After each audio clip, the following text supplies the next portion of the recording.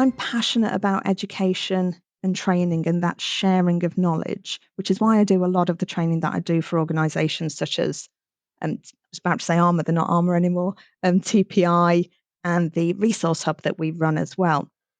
That I think is really important, that sharing of knowledge and expertise rather than knowledge being power and to be kept by one person, that sharing it across everybody that's involved is hugely important. And I think life becomes a lot easier when we're all equipped with the same level of knowledge as well. So we all understand something as simple as what a lease is and how a lease operates. It saves a lot of time and a lot of queries. So for me, the advice that I would probably give is to keep up the good work in terms of the level of comms with their customers and that level of transparency in those comms as well, and that sharing of the knowledge that they have as a property manager with their customers, so that people are then working together rather than it being a relationship where they're not both pulling from the same direction. Yeah. And I suppose the other thing that I would suggest to property managers at the moment is that things are changing at such a pace within the property management sector, with building safety as a prime example of that. So it's to keep up to speed with all of those changes and to ensure that those changes are being communicated well to their customers. It's a developing area.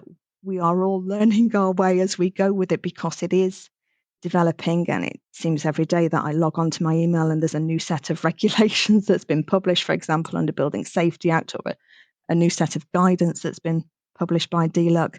But it's keeping up to date with that and keeping up with those good comms with their customers, I think. Yeah. And you make a valid point about the whole power and control and everybody understanding what's going on and being, because you then kind of get, I guess, a baseline of knowledge, don't you? And then there's an expectation that people will know the same things. Do you know what I mean? Moving forward, and you know, if you've got varying degrees of knowledge within an organization, then that can cause a number of issues where, you know, a leaseholder talking to one of three different people and getting three different answers, or three different levels of detail as well. So it's so important that firms train their teams on this sort of stuff. Yeah, absolutely, and communicate in an accessible fashion as well. It's all well and good providing lots of information, but you don't want to receive a 50-page document if that could be presented in a slightly different way that communicates the same message. Yeah. No.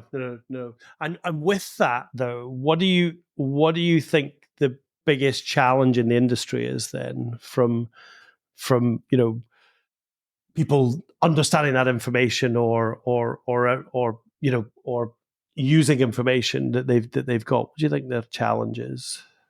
I don't know whether we as a society these days are much more, we want information quickly and we want it in an accessible format.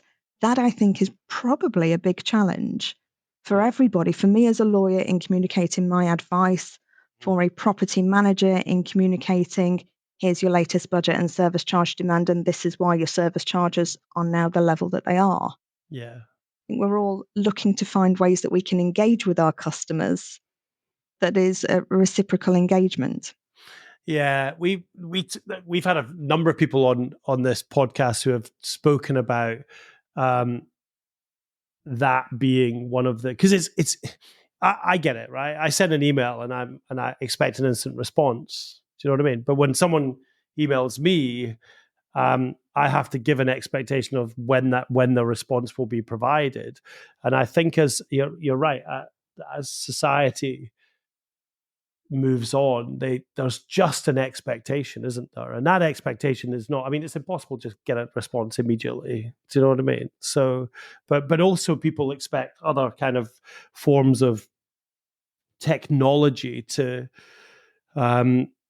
help them in their life. And I mean, even texting, because I spoke to someone the other day, they said, oh, texting is quite old hat. Well, no, it's not. SMS is used by everybody these days for one-time passwords, all of these sort of things. So actually, you know, delivering I don't know, your invoices on the portal by text gives an extra level of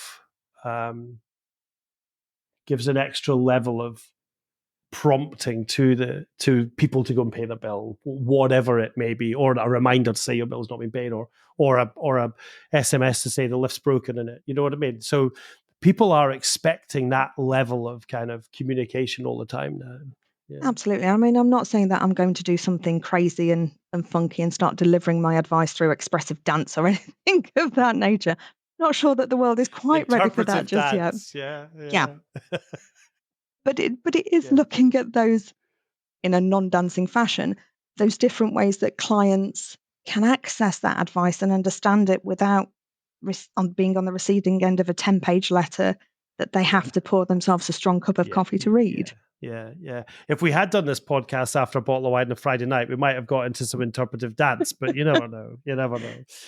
Not just yet for this one. So yeah, no. your listeners can. I don't think anyone wants to see that. Well, certainly for me, anyway. So, okay. So we touched on this slightly earlier. You do write courses for ARMA TPI.